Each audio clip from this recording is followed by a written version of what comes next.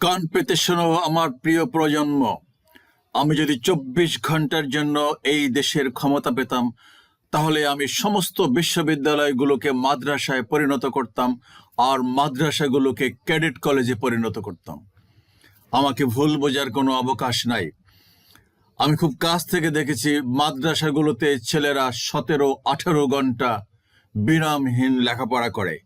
এই মাদ্রাসা থেকে কোনো নেশাখোর পয়দা হয় না, এই মাদ্রাসা থেকে কোনো ছিনতাইকারী লুটেরা তৈরি হয় না। সেই সেন্সে বলছি যে বিশ্ববিদ্যালয়গুলোকে আমি মাদ্রাসা বানাতাম, আর মাদ্রাসাগুলো থেকে কোনো খালিদ বিন ওয়ালিদ তৈরি হয় না, কোনো জেনারেল, কোনো উপদেষ্টাও তৈরি হয় না। এটা একটা দুর্ভাগ্য এই মুসলিম রাষ্ট্রগুলোর। তারা শুধু কোরআনের পাখি বানায়। পাখি তো শেখানো বলেই খালি বলে। কোরআনে কি বলা আছে, ইসলাম কিভাবে কায়েম হয়েছে, নবী মুহাম্মদ সাল্লাল্লাহু আলাইহি সাল্লাম কি করেছেন, খলিফাগণ কি করেছেন, সে বিষয়ে কোনো কথা শেখানো হয় না। আর এরা শুধু নামাজ আর মিলাদ পড়ায় আর জানাজা পড়ায়। এইটাই কি এদের কাজ?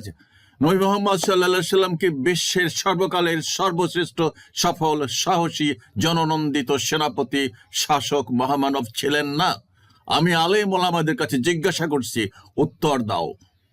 নতুন প্রজন্ম, এগিয়ে আসো, এই দেশের হাল ধরো, এক নূতন আঙ্গিকে এই দেশকে গড়ে তোলো।